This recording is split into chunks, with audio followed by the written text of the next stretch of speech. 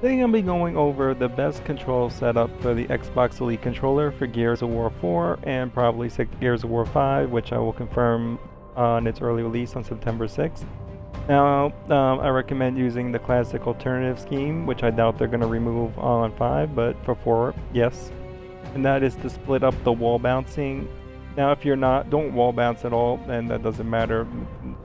The rest of my scheme probably won't really apply, but if you do wall bounce, then this makes sense.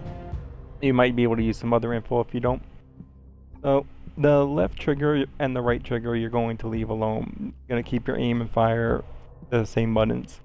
Your left bumper, you are going to make your zoom in, because the zoom in isn't really used that much. Is snipe, you're not even not using it, or you're just zooming in for a second. You're probably not going to be sitting there with the zoom aimed in. If you are, then you're dead. So the zoom is going to go on the left bumper. On the right bumper, we have the frag smoke grenade button, the up on the D-pad. Your pistol is going to go to Y. Your X and your A are going to be your left and right for swapping weapons. Put it in whatever position you want, whether you want your Nasher or your primary to be in one or versus the other, whatever is more comfortable. Then for your left analog, you're going to leave alone. Your D-pad you're not going to even use. Your right analog is going to be your LB, and this is because you're able to move in any direction, wall bounce, run, anything, and press in on the right analog while you're doing that without compromising movement.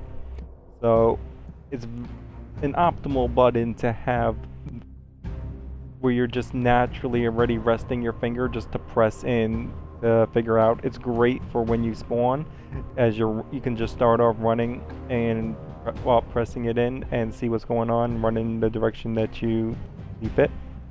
Now, whether you're left or right-handed, you might want to invert what I'm about my next settings, which are the paddles.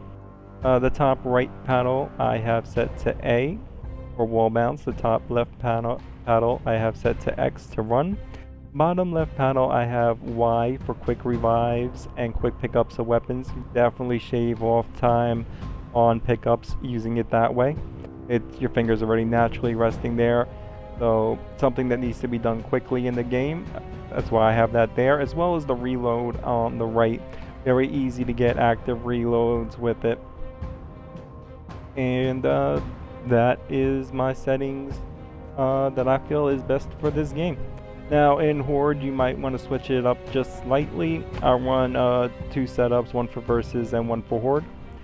I don't have the other one offhand, but yeah, it's pretty much the same. I just changed the zoom and the mark because I don't really but yeah, the left analog you can still mark in Versus, but I don't mark that much, just occasionally. But I'll mark a lot in Horde for the bonuses. So that one, I switch up the zoom and the mark button to make them more accessible, and just sacrifice on the swapping of weapons, I think. Something like that. Really easy. Just keep the paddles, the fire buttons alone. Just swap 1 or 2 things out if you're a Horde player. That'll do it for you. I hope that